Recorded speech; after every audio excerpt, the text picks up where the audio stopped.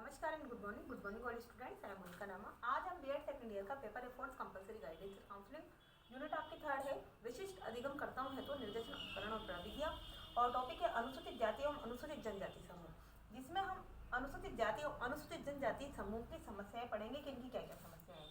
तो देखिएगा, अनुसूचित जाति एवं जनजातियों की कुछ विशिष्ट समस्याएं होती है, जिनमें फर्स्ट है इनमें हीन भावना होती है। इनमें हीन भावना होती है।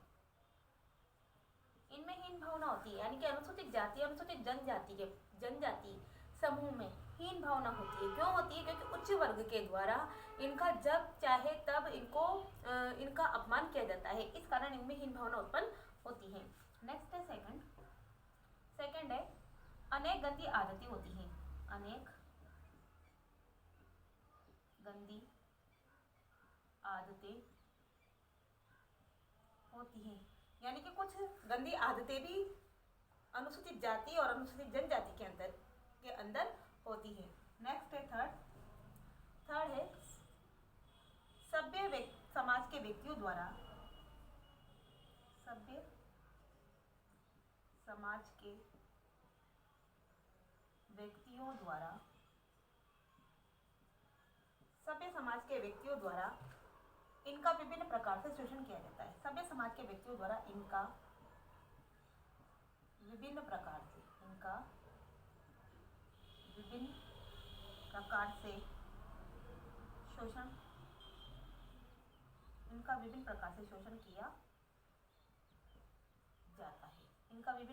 शोषण किया जाता है। यानी कि सभ्य समाज के व्यक्तियों द्वारा, यानी कि उच्च समाज के व्यक्तियों के द्वारा, उच्च व्यक्तियों के द्वारा इन अनुसूचित जाति और अनुसूचित जनजाति समूह के सदस्यों का शोषण किया जाता है। इनको डराया जाता है, धमकाया जाता है और इनका विभिन्न प्रकार से शोषण किया जाता है। नेक्स्ट है फोर्थ है चर्म रोग की समस्या। चर्म रोग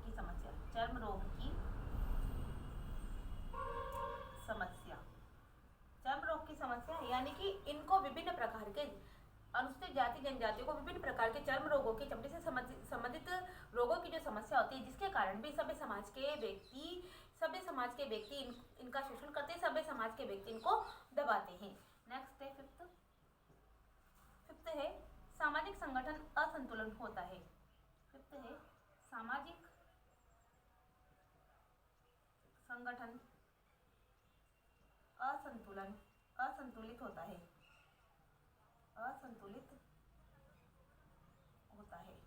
सामाजिक संगठन असंतुलित होता है, यानी कि इनका जो समाज होता है वो समाज असंतुलित प्रकार का होता है। नेक्स्ट है सिक्स है इन वर्गों के बालकों को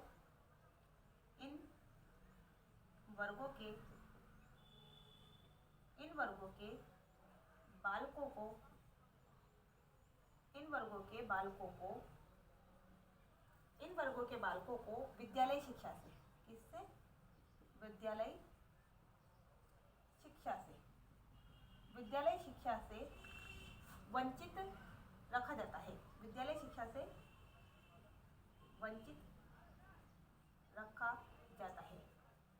यानी कि अनुसूचित जाति अनुसूचित जनजाति के बालकों को विद्यालय शिक्षा से वंचित रखा जाता है। पहले ऐसा था, लेकिन अब ऐसा नहीं है, लेकिन फिर भी कई जगह ऐसा है। तो कहने का मतलब है कि विद्यालय शिक्षा से इन बालकों को वंचित रखा जाता है। नेक्स्ट है रूढ़िवादिता की भावना का विकास इनमें होता है। नेक्स्ट है रूढ़िवादिता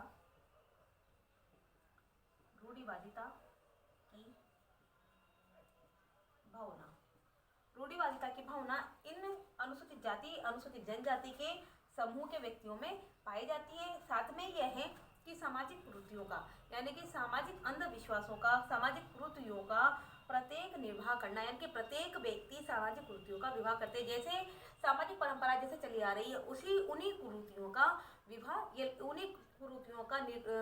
उन्हीं कुरीतियों पर ये लोग चलते हैं, उन्हीं कुरीतियों का निर्वाह करते हैं। और प्राचीन काल में, यानी कि प्राचीन काल से ही दास्ता एवं तिरस्कृत जीवन, यानी कि प्राचीन काल से ही इन लोगों का जीवन दास्ता तथा अपमानित जीवन व्यतीत करने के कारण इन वर्गों के व्यक्तियों का आत्मविश्वास, उत्साह, आत्मगौरव लुप्त हो चुका है। कहने का मतलब है लुप्त होता रहा है, लुप्त होता होता है। कहने का मतलब ये है कि तिरस्कृत जीवन के कारण उच्च लोगों के द्वारा इनका शोषण किए जाने के कारण, साथ ही प्राचीन काल से दास्ता के जीवन का निर्वाह करने के कारण और अपमानित होने के कारण इन लोगों में आत्मविश्वास, उत्साह और आत्मगौरव इनका ये जो स्वाभिमान था, इनके जो स्वाभिमान थे वो खत्म सा होता गया। साथ में ये कि ये जातियाँ यानी कि ये जातियाँ कर्म द्वारा असफलता अर्जित करने यानी कि कर्म द्वारा असफलता अर्जित करने के स्थान पर भाग्य पर ही अधिक विश्वास करती है। यानी कि अनुसूचित जाति, अनुसूचित जनजातियों के जो समूह के जो सदस्य होते हैं वो कर्म पर विश्वास नहीं करते, किसी कार्य को करने पर विश्वास नहीं करते हैं, बल्कि ये भाग्य पर सबसे ज्यादा विश्वास करते हैं कि इनके भाग्य में जो लिखा हुआ होगा वो होगा। तो कहने का मतलब है कि ये लोग भाग्य पर विश्वास करते हैं। साथ में ये है कि निर्देशन के द्वारा यानी कि निर्देशन के द्वारा इनके सामाजिक संगठन में असंतुलन को समाप्त किया जा सकता है। यानी कि इन लोगों को निर्देशन प्रदान करके इनके सामाजिक संगठन को असंतुलन समाप्त किया जा सकता है और असंतुलन समाप्त करने का प्रयास करके इनको उचित निर्देशन प्रदान किया जा सकता है। साथ ही निर्देशन प्रदान करके इन वर्गों को निर्देशित प्रदान करने हेतु यानी कि निर्देशन प्रदाता के द्वारा, निर्देशन प्रदान करने वाले व्यक्ति के द्वारा इन वर्गों को निर्देशित प्रदान करने हेतु निर्देशन की रूपरेखा इस प्रकार से बनानी चाहिए इन लोगों के लिए कि इनका सामाजिक विभाजन के लिए इनमें कटुताहीनता की भावना और गंदी आदतें जैसा इनका विकास, इनका जन्म ना हो, बल्कि इनको समाधान किया जाए और समाधान करके इनमें हीनता की भावना, कटुता की भावना, गंदी आदतों इनको दूर किया जाए। साथ ही आत्मविश्वास और स्वावलंबी बनने की इनको प्रेरणा दी जाए। आत्मविश्वासी यानी कि आत्मगौरव इनका प्रकट हो और स्वावलंबी बने और स्वावलंबी बनकर ये अपने जीवन का निर्वाह करे, ऐसा निर्देशन प्रदाता के द्वारा, निर्देशन प्रदान करने वाले व्यक्ति के द्वारा इनको ऐसा निर्देशन प्रदान करना चाहिए। नेक्स्ट टॉपिक है समस्यात्मक बालक। नेक्स्ट टॉपिक है समस्यात्मक बालक।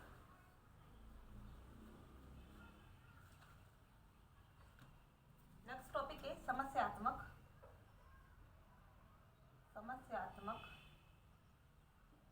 बालक। समस्यात्मक बालक और सब टॉपिक है समस्यात्मक बालक का अर्थ और परिभाषा। समस्यात्मक बालक का अर्थ और परिभाषा। समस्यात्मक बालक का अर्थ और परिभाषा। समस्यात्मक बालक का अर्थ और परिभाषा यानी कि देखिएगा, समस्यात्मक बालक यह आज आपका लास्ट टॉपिक है और ये टॉपिक कंप्लीट होने के बाद नेक्स्ट दूसरा टॉपिक पढ़ेंगे। तो समस्यात्मक बालक देखिए, समस्यात्मक बालक उस बालक को कहते हैं, समस्यात्मक बालक उस बालक को, समस्यात्मक बालक उस बालक को कहते हैं, समस्यात्मक बालक उस बालक को कहते हैं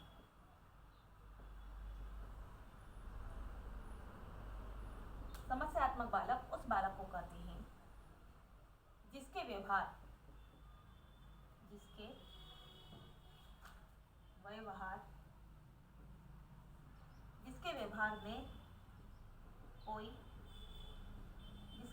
में कोई असामान्य बात होती है, जिसके व्यवहार में कोई असामान्य बात होती है, जिसके व्यवहार में कोई असामान्य बात होती है, जिसके कारण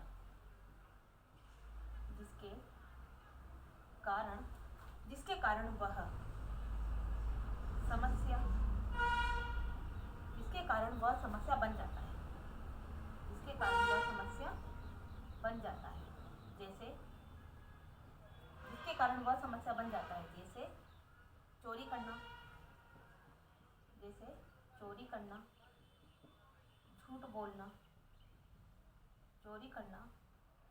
झूठ बोलना आदि। यानी कि समस्यात्मक बालक का अर्थ ये है कि समस्यात्मक बालक उस बालक को कहते हैं जिसके व्यवहार में, यानी कि जिसके व्यवहार में असामान्य बात होती है, असामान्य बात यानी कि सामान्य बात नहीं होती है, बल्कि असामान्य वो व्यवहार करता है, जिसके कारण वो समस्या बन जाता है। यानी कि उसका जो व्यवहार होता है, उस व्यवहार में असामान्य बात होती है और असामान्य बात ही उसकी समस्या बन जाती है। तो वह जैसे चोरी करना है, झूठ बोलना है, तो ये क्या है, समस्यात्मक बालक का अर्थ है। नेक्स्ट है वैलेंटाइन के अनुसार इसकी परिभाषा। परिभाषा देखिएगा, परिभाषा वैलेंटाइन के अनुसार, वैलेंटाइन के अनुसार, वैलेंटाइन के अनुसार इसकी डेफिनेशन देखिएगा। समस्यात्मक बालकों, समस्यात्मक बालकों, समस्यात्मक बालकों शब्द, समस्यात्मक बालकों शब्द का प्रयोग, बालकों शब्द का प्रयोग साधारणतः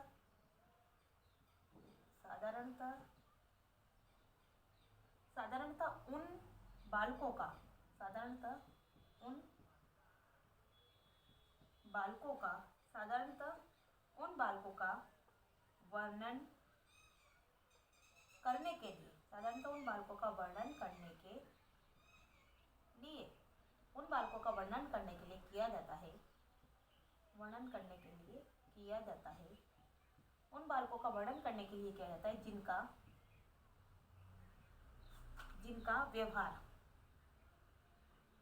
जिनका व्यवहार या व्यक्तित्व, जिनका व्यवहार या व्यक्तित्व, जिनका व्यवहार या व्यक्तित्व किसी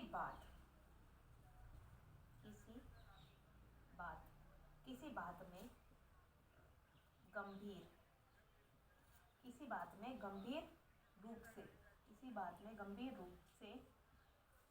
रूप से असामान्य होता है, किसी बात में गंभीर रूप से असामान्य होता है, असामान्य होता है, समस्यात्मक बालक कहलाता है। समस्यात्मक बालक की डेफिनेशन है वैलेंटाइन के अनुसार कि समस्यात्मक बालकों शब्द का प्रयोग साधारणतः यानी कि साधारण रूप से उन बालकों का वर्णन करने के लिए, उन बालकों का उल्लेख करने के लिए किया जाता है जिनका व्यवहार या व्यक्तित्व, जिनका व्यवहार या व्यक्तित्व कैसा है, किसी बात में गंभीर रूप से असामान्य होता है। यानी कि किसी बात को लेकर जिन बालकों का व्यवहार गंभीर रूप से असामान्य हो जाता है, वो बालक समस्यात्मक बालक कहलाता है। ऐसा वैलेंटाइन ने डेफिनेशन दी है और यह आपका अर्थ। तो समस्यात्मक बालक का अर्थ और परिभाषा कंप्लीट हुई। नमस्कार।